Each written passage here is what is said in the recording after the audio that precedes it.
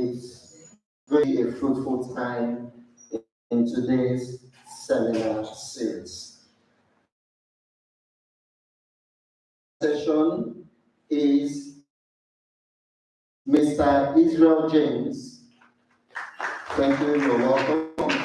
Please join me and welcome Mr. Caleb Otula for the citation of the presenter.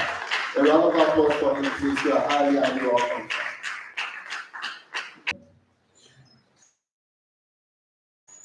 To present this wonderful citation of one of our eminent researchers here. And I want us to note something. We have lots of small bodies, but big engines within the institute. Before I go further, I would like to call upon Dr. Emmanuel Oluwakayode Ajayi as I present this citation. Secondary school education at St. James Primary School and mostly progressive high school. Second and PhD degrees. Listen to me, in crop production and protection. Crop clap very well. It's not easy. But there was something that struck my mind while going through it. Cropping. He ended cropping, and at the end of the day, he had a set of twins back on him again. Employment. He started his career as a graduate teacher at the Ogun State Teaching Service Commission, then research supervisor at IITA, and later research officer 1 at NIOT, where he has risen to the post of an assistant director. Please, a round of applause. As 2002, he was involved in a multi-locational rights evaluation between FUNAB and NCRI. That same year, another collaborative research between FUNAB and WADA. And of course, that same year again, another collaborative work on carbon research projects, this time around between FUNAB and IITA. Between the year 2009 and 2011, he was also involved in another hybrid vegetable evaluation project between NIOT and WASA. Later on, between 2014 and 2016, another collaborative work on variety evaluation of vegetable seeds for yield and adaptability in Nigeria. And that was a collaborative work between NIOT and Syngenta. In 2016 to 2017, another collaborative work on variety evaluation of tomato seeds for yield and adaptability in Nigeria. That was between NIOT and Conservia Africana Limited in the year 2017 and 18. Another one on containment of total sugar infestation on tomato in Nigeria between NIOT and FAO in 2019 and 2021. Another one, tomato project on development of tomato tolerance in Nigeria between AU and WACCI. And finally, on that, in 2022, date still ongoing, innovating tomato supply chain for food security and improved livelihood in Nigeria, the TED Fund National Research Fund. But there was something he didn't include, which I would like to include here. Some years ago, he got engaged to manage a home with a beautiful lady, and is still in that business till now. It's a wonderful employment. A round of applause.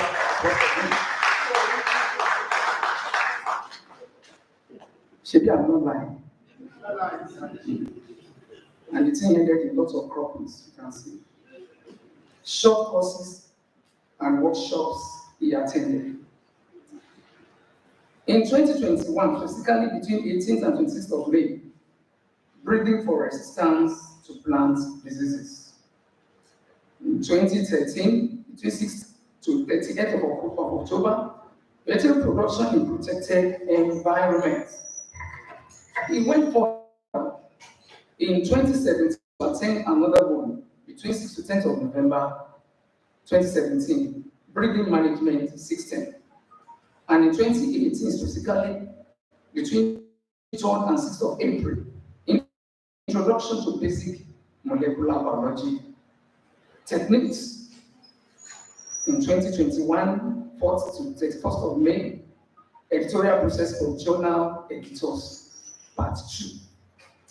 The same year, 2021, publication ethics, copyright and licensing and index and increasing impact.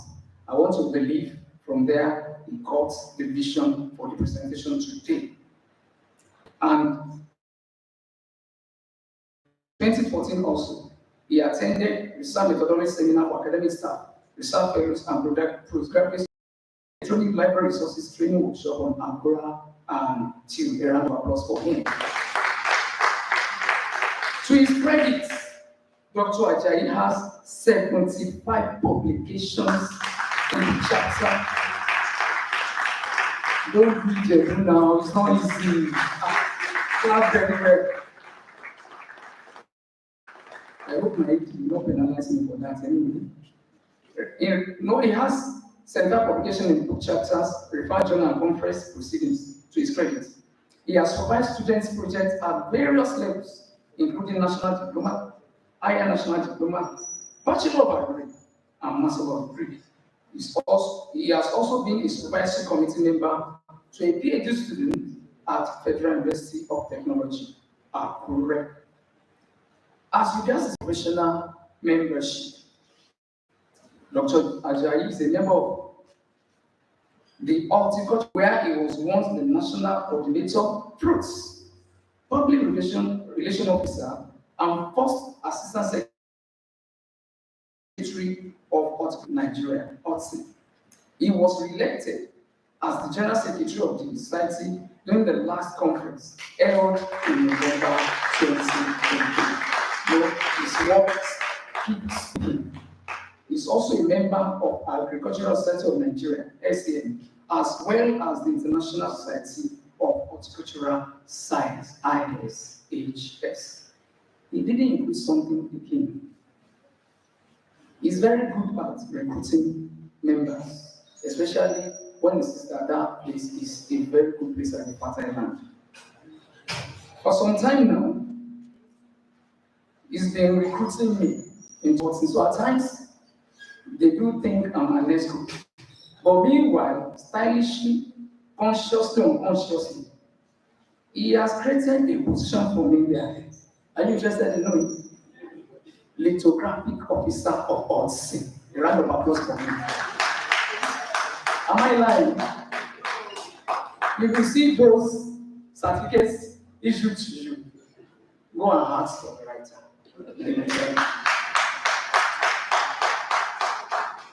Extracurricular activities. Dr. Ajayi is a reviewer to some journals. Nigerian Journal of Horticultural Science, just to mention some. Nigerian Journal of Seed Science, Journal of Agricultural Science of the University of Belgrade, Serbia, as well as proceedings of Annual Conference of Horticultural Society of Nigeria. I thought you'd be clapping. It's not easy, man.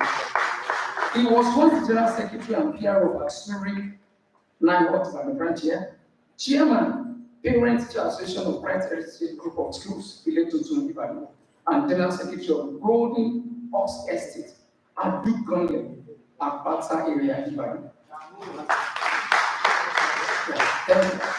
He is presently the chairman of Parent Teacher Association of Big Apostolic Model College, Reside Open University, Ijokodo, Songo, Ibadan. Thank you. Dr. Ajayi Manuel Oluwakaode was born few years ago to the family of Pastor and Deaconess Peter Olusegun Ajayi Action Altar in Ogun State. Dr. Ajayi Oluwakayode is happily married, I said it earlier, to Mary Oluwafunilayo, and the marriage is blessed with wonderful children. At this juncture, I want to present to you this wonderful friend of mine. If you are looking for a mentor, it's approachable. Remember the last Austin conference, some people came to me. We appreciate your PowerPoint. As I was praising God, I was equally sending praises to him because he too taught me. And I'm becoming better in this. Many times, if you need anything, data analysis, people while working on his own, just go to him. He will put his work aside. He lives a selfless life and is confessed. And above all, while going through it, something struck my mind again. He shares two names with the Holy One. He bears Emmanuel. He's also bearing Oluwa. So he's bound to excel. So there's somebody here bearing a name with an only person, Muhammad. I don't know the person, no, but you know what I'm referring to. So welcome with me, Dr. Emmanuel Oluwakayode.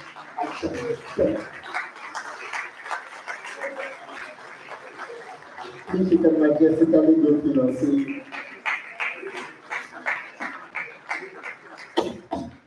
Now, it's not easy. You need to clap for the citation.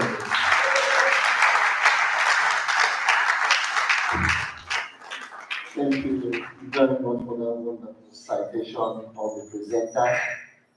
We'd like to appeal to us once again. Let us turn on the ringers of our phone and set our phone into the silent mode so we can have an enjoyable presentation.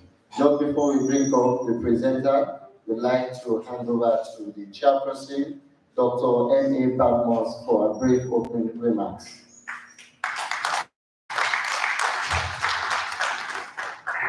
Thank you very much. Good morning, everybody. There's everything director, I'm members present. Thank you for the privilege. The presenter, as you have listened to his citation, is a great scholar, as attested to by his series of activities. And you'll agree with me that the title that he's about to present to us is something that he is capable of doing. Because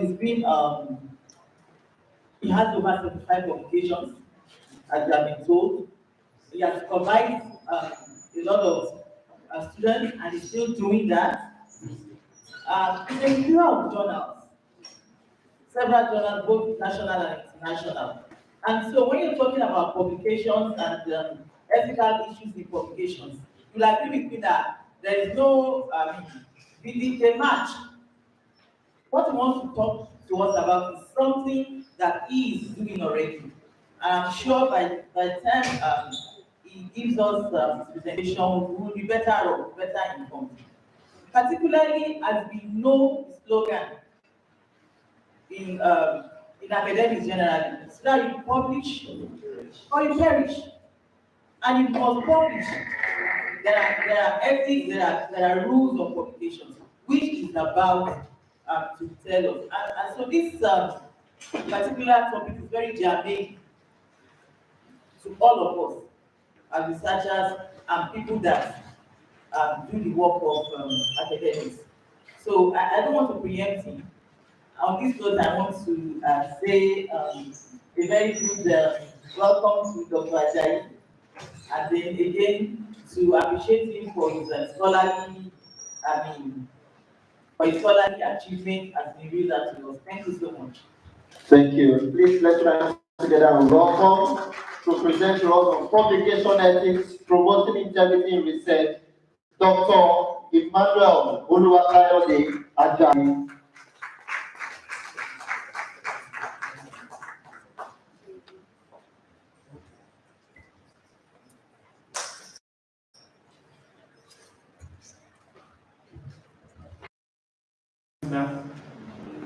Good morning, man.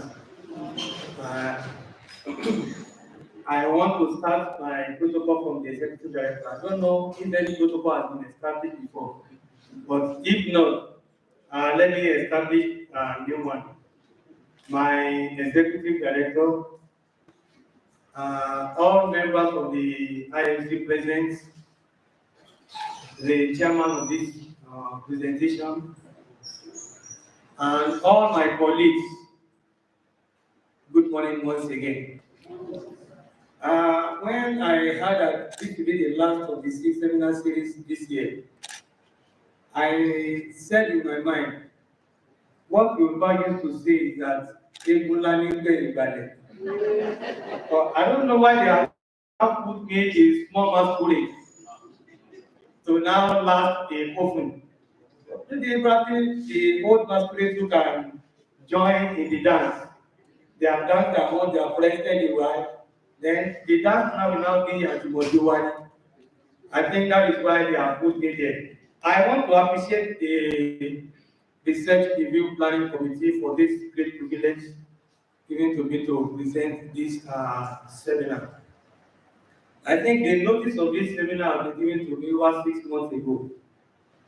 And since then, I've been wondering on what to present.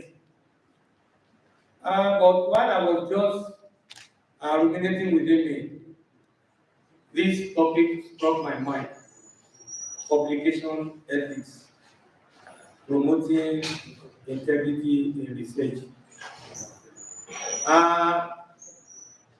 Let me link this seminar with the last one we had. The last seminar we had was on climate change. And the presenter told us that consciously or unconsciously, our activities contribute to climate change. But that notwithstanding, we must be aware of those activities that contribute to climate change so that we can consciously carry out our activities and reduce the effect of climate change. The same thing also applies to publication ethics. Either consciously or unconsciously, we carry out activities that are ethical or unethical. And at the end, it affects the dissemination of our research output. Not only the research output, even the researcher itself, it affects our personality. Not only our personality, it affects the credibility of our institution. Because when you are not turning out a credible research, the institution itself will not be found to be credible. And that is why I just feel we should bring, these things are not new to us. They are something we carried out on a daily basis while doing our research activities. But we may be committing those unethical practices either consciously or unconsciously. But by the time we reawaken our consciousness, then we'll be conscious to carry out our research activities ethically. So we move into the presentation. Well, I want to give credit to this organization, International Network for Advancing Science and Policy, INAF. This is where I received the training on publication ethics. And then it was an online course free of charge. No cost. So I want to give credit to this organization. And most of the documents I use in this publication are from those trainings. So I give credit to them. They are not my own work. I am not the owner of the work, but I have just adopted their work to enlighten us and reawaken our consciousness. Not only this organization have I used their publication in this seminar presentation, but also some major organizations on publication ethics, especially Committee on Publication Ethics code. I used most of their documents in preparing this seminar series. Then also we have World Association of Medical Editors, International Committees of Medical Journals and Editors, Council of Science Editors, and European Association of Science Editors. So I give credit to all these associations for using their publication. Now, the presentation. Briefly, I've just the outline, what we are just going to discuss upon. We have the keywords, importance of publication ethics, the issues surrounding authors and authorship, plagiarism, transparency, managing research data, data manipulation, submission fraud. We conclude and we go home. Now, let's start with the keywords. The keywords I can make out from that title, one is publication. When we say publication, what does it mean? According to Committee on Publication Ethics, have tried their publication and their documents, and according to the dictionary, as something made public, made to communicate with the public, is called publication. Communicating with the public. That communication can be in form of writing, it can be in form of audio, it can be in form of image, it can be in form of lettering, anyhow. But by the time you make your intention, you make your proposal, you make your thought known to the public, that is publication, in whatever form it might come. Now, when you now talk of ethics, ethics are principles that distinguish between acceptable and unacceptable ways of doing things. Acceptable and unacceptable ways of doing things. So if you now combine the two, you now say publication ethics.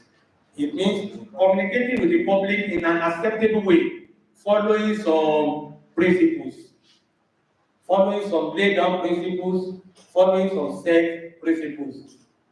You know, when you are in place of communicating with the public, that was why the federal government come up sometimes they go with hate speech. It's part of communication fraud. Because even in journalism, there is no profession that does not have ethical codes. So, in an attempt to communicate your research work, what you have conceived within you, you conceive it, you bring it out, you demonstrate it, and you get your result. Now, in communicating that result to the public, in making it known to the public, there are set down rules, there are set down principles, there are set down codes that must be followed if we want to do some things. And what are those things? That's what will lead us to the importance. If you want to ensure your integrity, you must disseminate your research output ethically. You must disseminate it in an acceptable way if you want to ensure integrity. If you want to enhance the quality of your research, the quality of your output, you must disseminate your research output in an ethical manner. If you want the validity of your published research, some of these we still talk about as we move on. You want to promote honesty, you want to enhance transparency, you want to enhance reliability, accountability, you want to improve institution and researchers' reputation. You know, I said the other time, if you disseminate your information unethically or your research output unethically, you are not doing harm to yourself alone. You are also doing harm to the institution. Because they will ask, from which institution does this publication come out from? And by the time they get to know, people say, that is how they do in that institution.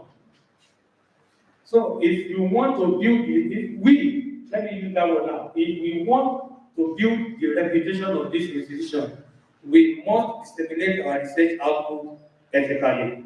If you want to open doors to collaboration and funding bodies' interest, because it is when the funding bodies, the funders, it is when they see your research output, they see the quality in your research output, that is when they can open their door for collaboration. We all know this Elsevier journals. We know how difficult it is to publish the Executive Journal. Why? Because Executive Journal will not receive anyhow manuscript or article. It must be article that is verifiable, it must be article that is valid, it must be article that is quality. And if we can follow these ethical practices, this doors will be open to us. Then to stop wastage of resources in terms of time, effort, and money. If you don't disseminate your research output to the public, if the public don't know what you are doing, there is possibility of repetition of your research work outside. So if you don't take it out, people will not know what you are doing. And when you are having repetition, you are wasting resources. It's the same government fund that we are using in NIHOD to do the same experiment or the same research that also NCRI is also using for the same experiment or the same research. That is wastage of time, effort, and money. Now, let's go into the issues surrounding publication ethics. The first one is the issue of authorship and author's responsibility. This is one of the points or one of the areas where there are issues, there are quarrels, there are grievances among researchers when it comes to who is an author or who should be an author. Now, according to publications from all Committee on Public Ethics scope, authors should only be listed on the manuscript if they have made a significant contribution. You see, I put that word significant contribution in red. That is the key word there. Significant contribution to the research and to the writing of the manuscript. Excuse me. We are all scientists, we are all researchers. When we say something is significant, we all know. And when we say something is not significant, we all know. By the time you say something is not significant, it does not mean that it is not present. But it's just that the present does not contribute to the improvement of the output. So when you yourself, within yourself, you know that my contribution to this paper does not have any significant effect, then why struggle that you must put my name? You must put my name. I must be an author. I must be an author. So, for someone to be qualified as an author, you must have made a significant contribution to that research. Not only in carrying out the research, but also in writing of the manuscript. Right from the conception of the idea, from the carrying out of the experiment, the field layout, data collection, and everything, even data analysis is part of the work. But if within yourself you know that you have not made some senior colleagues, maybe what the researcher just meet them for is just an advice. That yes, I want to do this thing, I have this proposal, can you guide me? And okay, why don't you put it this way? Why don't you put it this way? Why don't you put it this way? And that is all. The researcher will go and find out the experiments, write the manuscript, and publish. And the went down to what did you put my name? Sorry, sir. Yes, sir.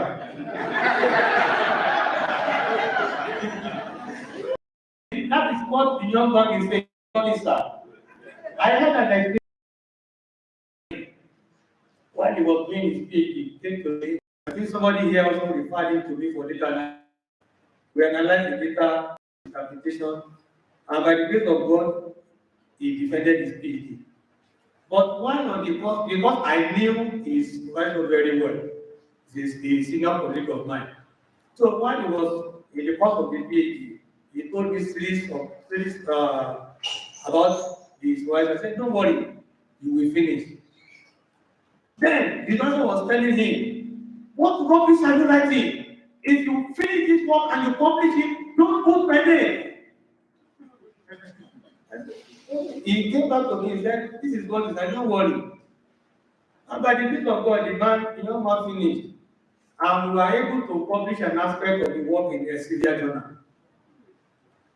And fortunately, immediately, it's published in the Elsevier Journal. It immediately goes to the cloud. It was immediately the paper was released, the man saw it in Abeokuta. I don't know what the man said. The man did not see his name there. And he said, is this the compensation for a supervisor for not putting my name in this manuscript?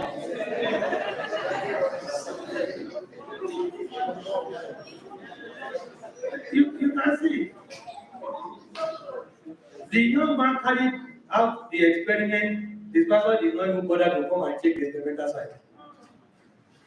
The pastor did not know how he analyzed the data as voluminous as the work was, how he interpreted, how he did everything.